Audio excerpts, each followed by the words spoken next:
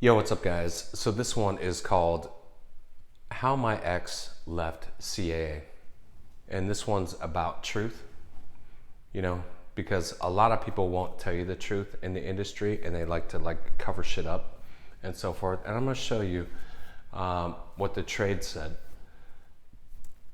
so you can see for yourself. Is it the same? No, not even close. Is that true what the trade said? No. So let's start this video from this vantage point.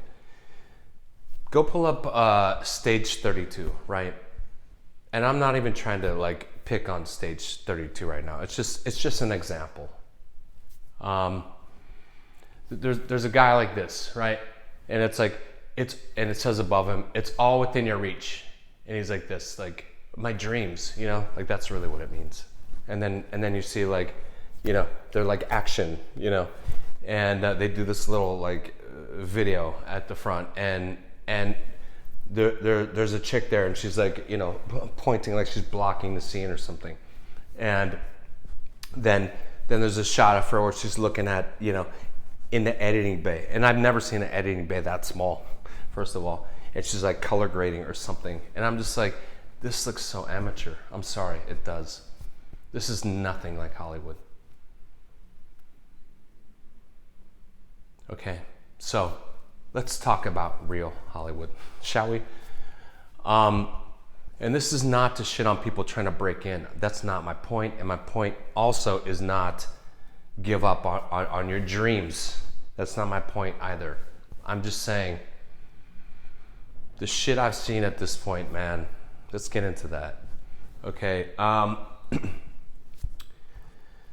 can't unsee what I've seen, and I make no apologies for it or anything about what I say that I've seen, because I've seen it. It's the facts, man, and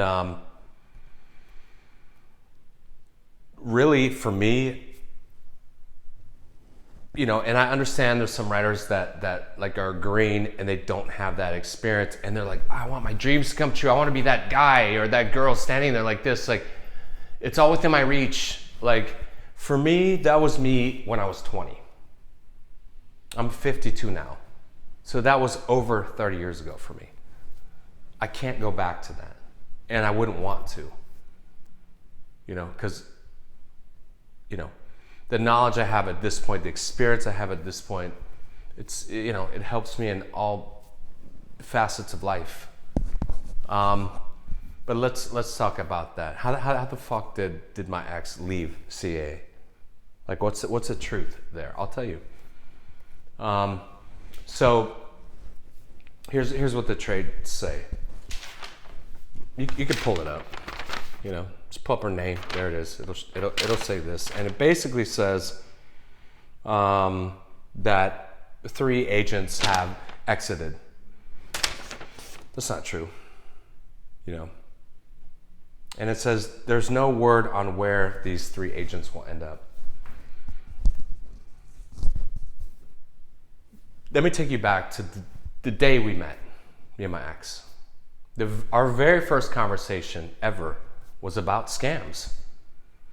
And I went to a modeling agency, quote unquote, which is more like Barbizon, and they were selling classes, and my ex was a receptionist there. And so she called me after I went there. My grandmother got me into this. My grandmother's the one who said, I think you should model, and I'm like, oh, whatever, I'll try it. And so my ex calls me later that day and said, do you want to meet for drinks? I said, sure. And I actually thought she was someone else. So I meet her and I'm like, who the fuck are you? She's like, I'm the receptionist over there. I'm like, oh, okay, I thought you were the other girl, and anyway, so our first conversation ever was, she's like, don't sign up for that. The classes, they're doing $1,500, $2,000, $3,000 to teach you how to model. She's like, it's a scam, don't do it.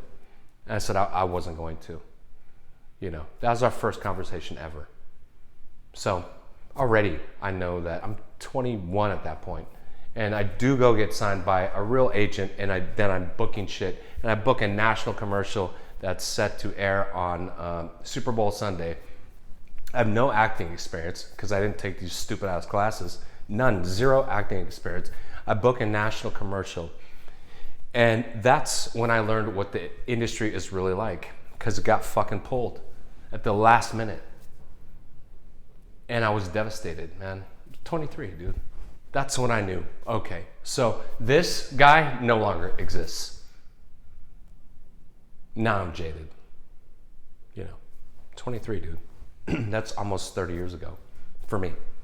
And so fast forward, my ex starts as a receptionist at CAA and is the only person that I know of that went from temp receptionist, temp, wasn't even, to make it to agent. So at this point, fast forward almost 20 years, she's an agent there. I'm signed there. Our whole life is about CAA. This is way beyond this kind of shit. This is the only piece of paraphernalia I still have. They used to give out shit like this. I'm holding it upside down. 96, dude. Goes way back. I don't even know why I still have that, but it is a good reminder of the fucked up things I've seen in the industry. And these kind of things are like these services and these writers that are just now getting signed. To me, I'm like, the shit I've seen in the meantime while you're doing whatever the fuck else you were has been a lot, man. And so this is 20 years after that, basically. Like going to all kinds of events and premieres and whatever the fuck else, and bar mitzvahs and trips and 20 years of knowing agents at this point. So now we're at the Christmas party, they're like, the CAA family. We are the CAA family. And this is on purpose, by the way. It's kind of like that. Yeah. I was drinking the Kool-Aid at that point. Because she's an agent there and I'm rep there. And I'd been rep for several years there at this point. And yes, I did want to be repped at CAA. Eventually once I figure out what the fuck it was, I'm an artist. Yeah, I want to be repped by the best, man. And that was something that meant a lot to me. Like when I first got signed there, I'm like, because my ex had been there for so long at this point, and I'm like, I'm finally fucking repped here? Really?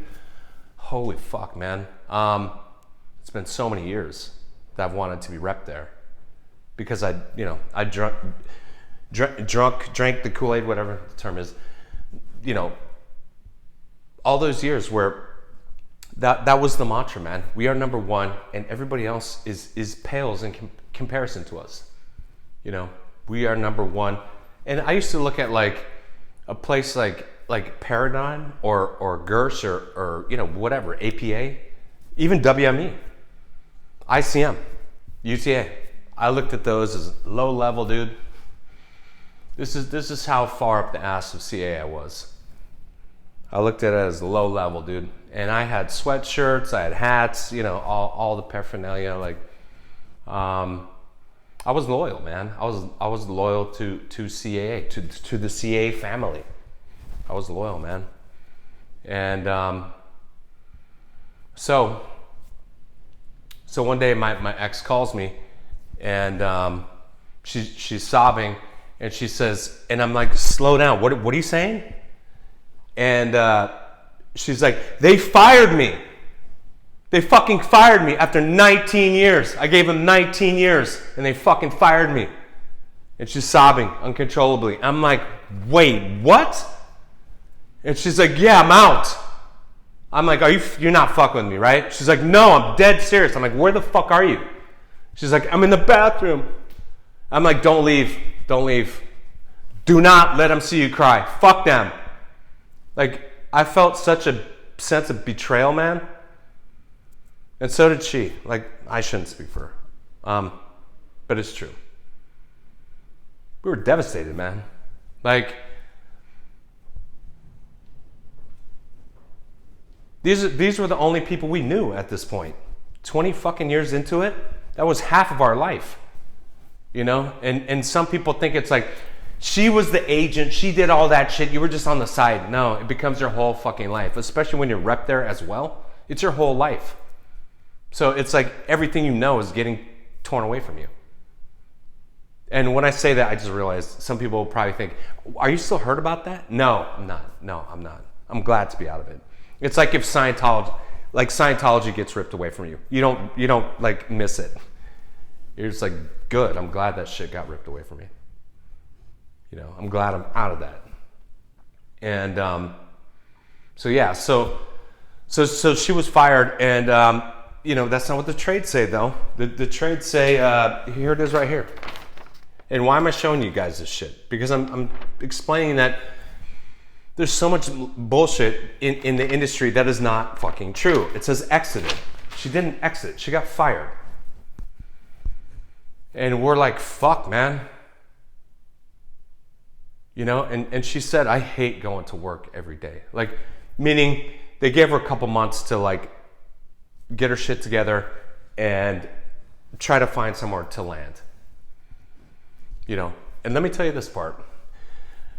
The partners said, and she said, I hate going into work every day. It's humiliating. And the partners said, we don't know why we're letting you go. We don't. Can you imagine? You're getting fired, and you're to the partners, you're like, for what? Why? And they're like, I don't know, man. It's them. It's this other agent. And we were alerted before this. See, I'm telling you real shit, man. This is the shit that the services, the service runners, and the brand new riders that just got signed have never dealt with anything like this. This is why I'm telling you this shit. You know. And so we were alerted before that this agent had it out for her and didn't like the fact that she used a Hello Kitty pen. And this pen was I believe I got it for like just like a little gift, like her birthday or something. You know, she liked Hello Kitty shit. So there's a pen. It's probably like, you know, $8.99. Is it like a Mont Blanc or like $1,000-$2,000 pen? No. And she was told before this, you know, tipped off by another agent, this agent really has a problem with you using that pen. And, you know, I believe I was there. And I'm like, fuck that. You use the pen. Like, it's ink. Who gives a fuck? You know? And then we find out later why she got fired. The reason given was that she did not fit in. Wait a second. 20 years it takes you to figure out if someone fits in? 20 years. Because she's using a Hello Kitty pen? You got to be kidding me, man. I mean, she's wearing $5,000 shoes right now. What do you mean she doesn't fit in? What you know? Then I'm thinking back, like to way back when we were kids and shit. Like, I remember when we, you know, I had one fucking sport coat. She had like one dress. We were living off ramen and shit. All through all that shit. Now we're fucking here. Now we're like, she's an agent. I'm rep there. And now they're going to say we don't fit in? The fuck? So, no, I never called my agents back ever again. I was loyal. And the last day my ex was there, I went with her and said, cool, I will never call my agents back. And they never called me back. And I think it was an understanding that I'm going to be loyal, you know. And so, you know, where did she land? Here's a part of the story. She called around town trying to land somewhere, and everybody, all the agencies, veteran agent, they all said no. This is some shit where if you're a new writer, you might not know this shit. You might think a veteran agent could just call somewhere and just get in, right? No. Everybody said no. Why was the Smiley Group formed? That's why. No one would hire her. And then what happens? Then we fucking smash. You know? and do one of the biggest deals in history. And yes, that deal was a fuck you to that agent. Fuck off. You know?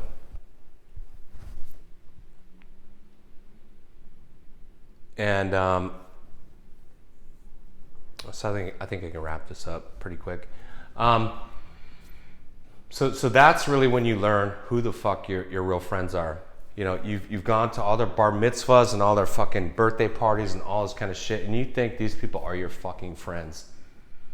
20 years. You've known them since they were like 23.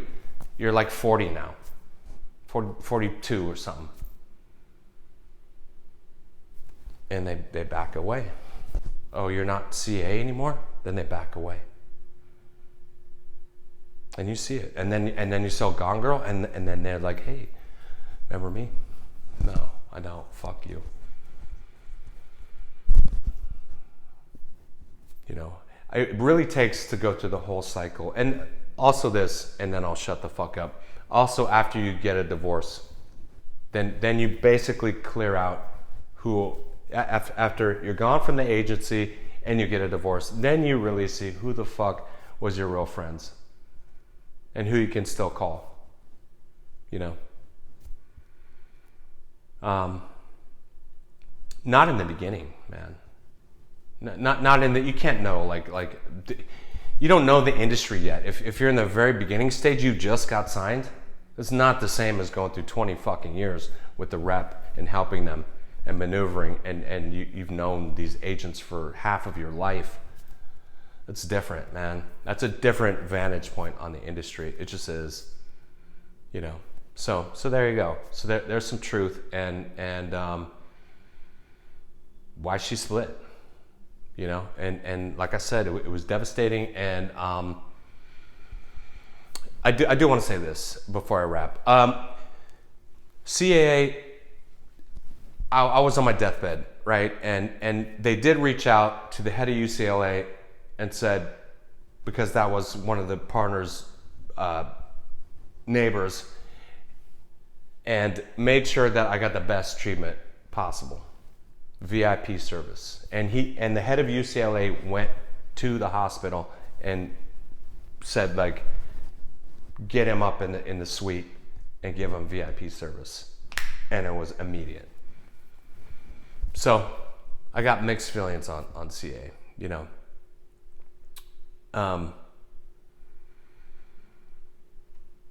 They did do that, and did they maybe save my life? Maybe. You know, do they call every day? Yes. Or not every day, like once a week to see what I needed and shit like this.